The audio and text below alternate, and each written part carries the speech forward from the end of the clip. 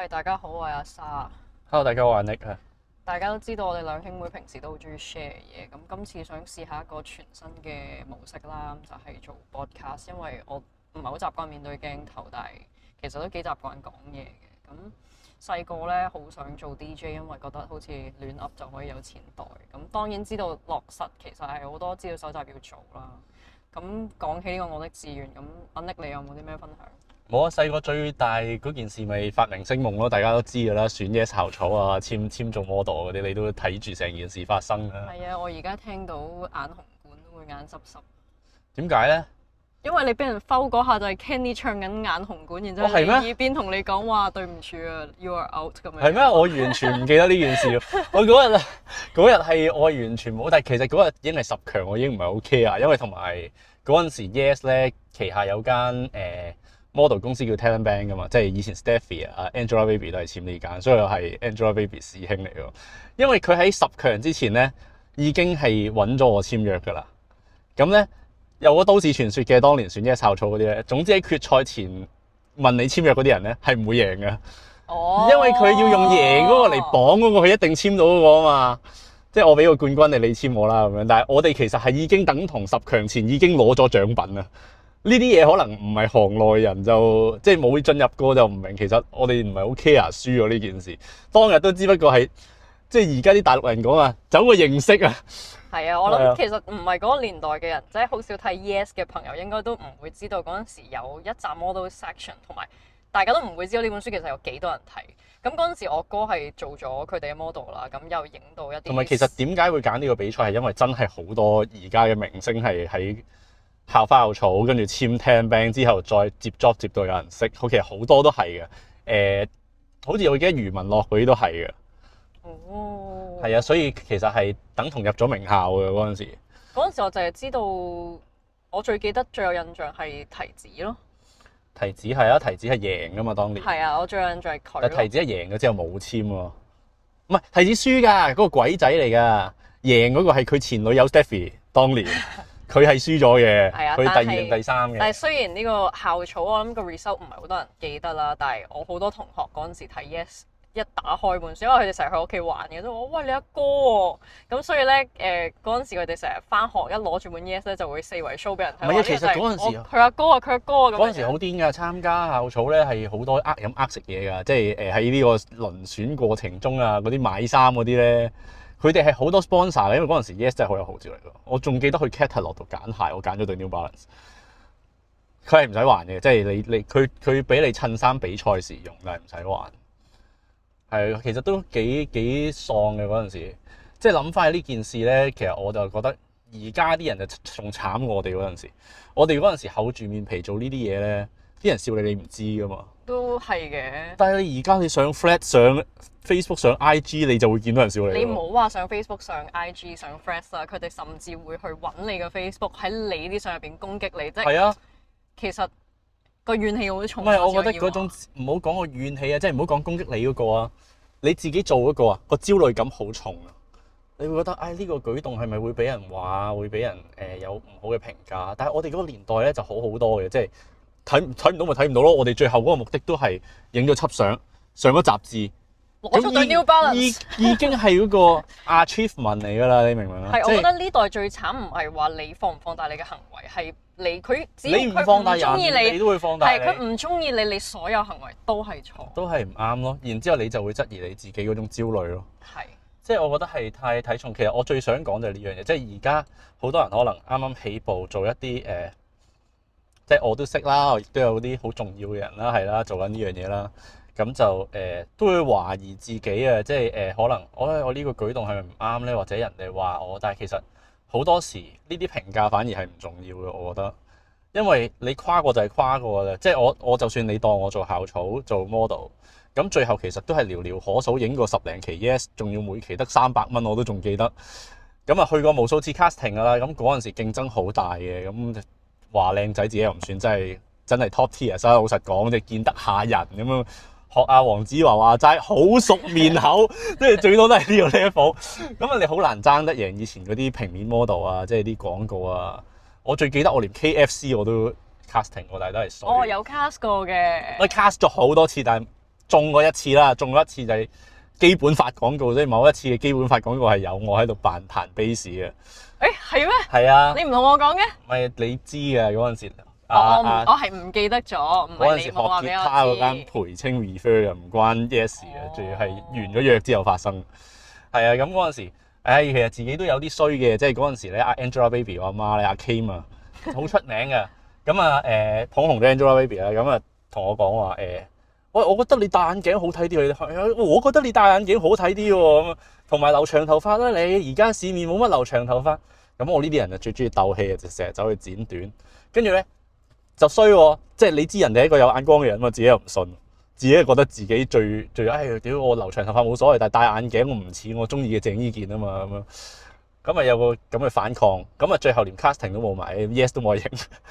咁我覺得最後就墮入咗一個自我質疑啦，即係就覺得係自己問題啦。咁啊，我諗你都知嘅，有一期我係去 fitness first 啦，跟住做 gym 啦，以為自己太瘦啊嗰啲嘢，跟住就走去食嗰啲碳水化合物粉啦，食到成個人腫晒，我唔知有冇飲得脹成屋企成地一罐罐啦，總之就係啦，咁啊亂食呢啲嘢，每一日都好似戳數碼暴龍機咁樣戳你嗰個奶粉樽咯，我記得嘅。係啊，咁啊，但係我買錯嘢啊嘛，其實應該買 Whey Protein，唔應該買碳水化合物啊嘛，咁碳水化合物而俾人哋上榜用咁樣，肥到成隻豬咁。跟住就經歷咗一個好長嘅自我質疑期。咁我喺度諗緊即係講翻而家對比翻而家個時代，其實我都不過係咁啫。但係你諗下，而家啲人仲要受埋出面嗰啲人嘅閒言閒語，又或者有啲人嘅質疑，又或者同合作方嘅一啲唔好嘅嘢，咁佢哋又會即係你知啊，啲人把口唔撚收噶嘛。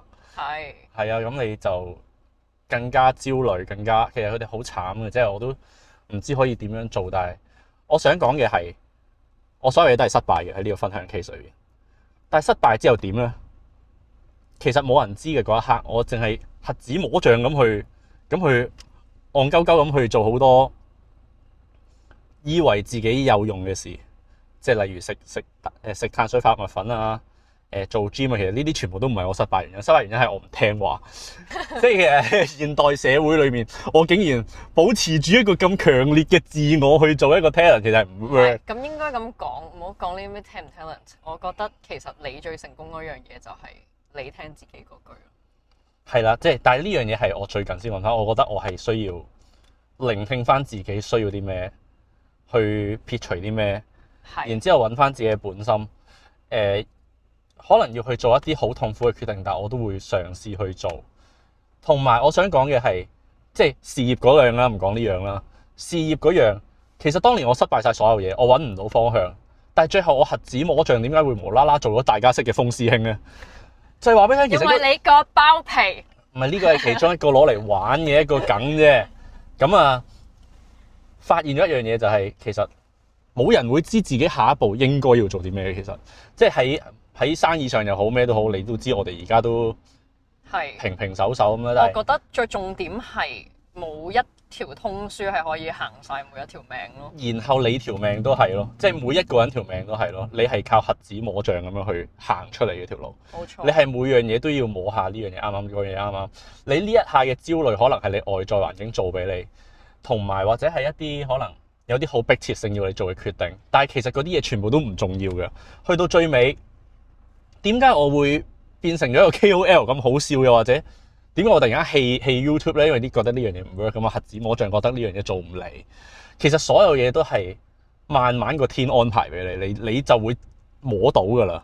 冇錯。你呢一刻嘅焦慮，只會令你可能某啲嘢上面做錯決定，就係好似例如我亂食粉咁樣，講到好似食白粉咁。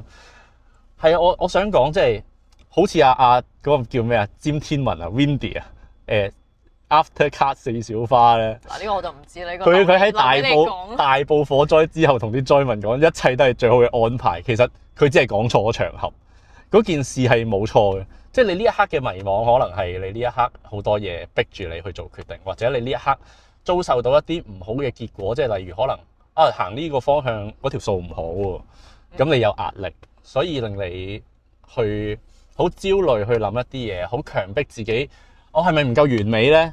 人哋點解咁講我咧？人哋點解會唔中意我咧？但係呢啲嘢其實全部都可以係冇原因㗎。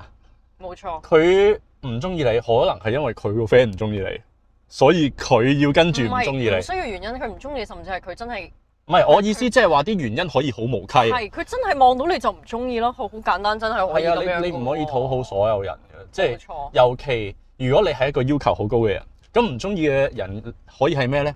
一啲本身懶嘅人，驚你拖高嗰條線。冇錯。跟住一啲佢做唔到你嘅境地嘅人去妒忌你。咁呢啲嘢全部都唔係你嘅錯嚟噶嘛，全部都係你因為你努力所以得到嘅嘢咯，反而倒轉係。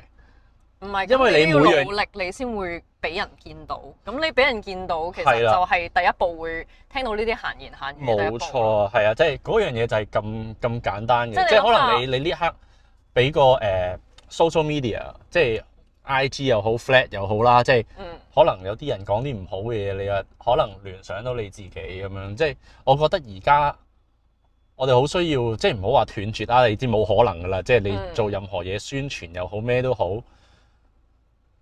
各樣嘢都好啦，即係都要靠 SNS， 都要靠唔同嘅 social media。係。咁但係點樣去過濾嗰啲雜音，同埋去令到自己靜下來，都係一個課題。好重嘅學問。但係我會覺得其實喺呢啲咁多惡言惡語嘅聲音底下，到你真係去了解咗，你冇辦法避免呢啲事嘅時候，可能你先開始真係聽到你自己真實嘅心聲咯。你知道你自己真係想做啲咩，而去努力做啲咩，我覺得呢樣先係最珍貴。即係唔理你之後係要去做啲乜都好，你當下係想做嘅，我覺得其實已經好夠。你可能最後就喺誤打誤撞底下，你再發現其實你有啲咩更加想做。啊，係咯，係咯，咁即係嗰下真係要當下唔好迷茫。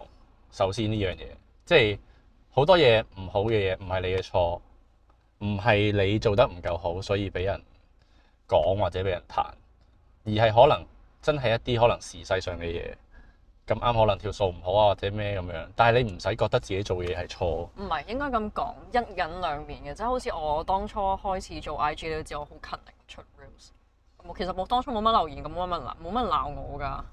到而家越嚟越多人鬧我嘅時候，其實個 engagement 都同時增加緊，亦都開始越嚟越多人欣賞我。咁其實自己要去識得揀一個啱嘅方向去睇呢件事，你唔可以放大晒所有惡言惡語咯。你要見到其實喺呢個咁恐怖嘅世界背後，都仲有好多人好努力去陪你一齊去行呢條路咯。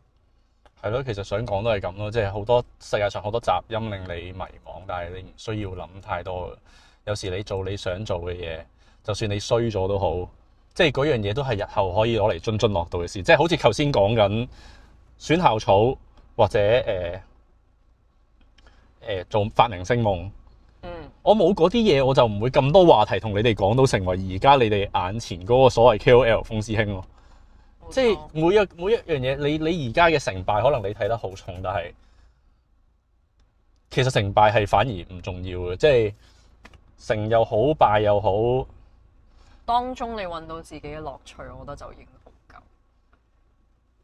係啦，即係你日後會係你成長，又或者可能攞嚟做一啲話題嘅一啲養分。即係可能你今時今日你想做演藝事業，咁但係日後可能做小說家咧唔定噶嘛，即係做人係無限嘅可能性噶嘛。好啦，咁我哋今日就講到呢度先啦。始終都係第一次開 podcast， 都唔知道講幾耐先啱。大家有啲咩意見都可以同我哋分享。走先啦，拜。好啦，拜拜。